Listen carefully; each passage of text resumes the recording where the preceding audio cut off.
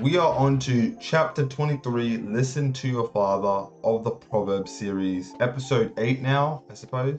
And if you guys get anything out of this, tell me your thoughts down below and let's get into this. When you sit down to eat with a ruler, consider carefully what is before you and put a knife to your throat. If you are a man given to appetite, do not desire his delicacies, for they are deceptive food. Do not overwork to be rich because of your own understanding. Cease. Will you set your eyes on that which is not? For riches certainly make themselves wings. They fly away like an eagle toward heaven. Do not eat the bread of a miser, nor desire his delicacies, for as he thinks in his heart, so is he. Eat and drink, he says to you, but his heart is not with you. The morsel you have eaten, you will vomit up and waste your pleasant words. Do not speak in the hearing of a fool, for he will despise the wisdom of your words. Do not remove the ancient landmark, nor enter the fields of the fatherless, for their Redeemer is mighty. He will plead their cause against you. Apply your heart to instruction, apply your ears to words of knowledge. Do not withhold correction from a child, for if you beat him with a rod, he will not die. You shall beat him with a rod and deliver his soul from hell. My son, if your heart is wise, my heart will rejoice. Indeed, I myself, yes, my inmost being will rejoice when your lips speak right things. Do not let your heart envy sinners, but be zealous for the fear of the Lord all the day. For surely there is a hereafter, and your hope will not be cut off. Hear, my son, and be wise, and guide your heart in the way. Do not mix with wine bibbers,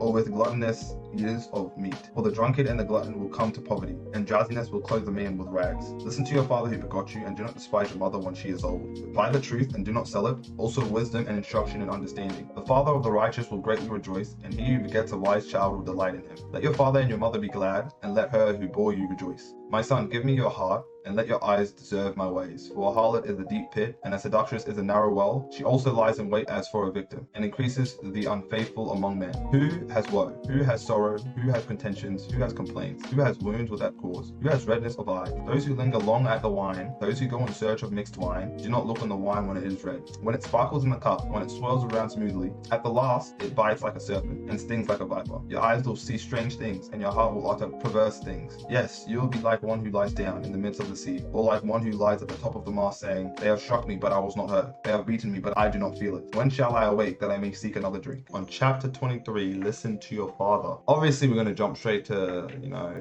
verse 13. Do not withhold correction from a child, for if you beat him with a rod, he will not die. You shall beat him with a rod and deliver his soul from hell. So you guys know what this means. If you don't beat your children, right, when they do something stupid, it means that you're letting that slide, which in the end carries bad behavior when they're older, and that can lead them to stray from Christ, and just do bad things, which is not good. And I'll catch you all in the next episode. Peace.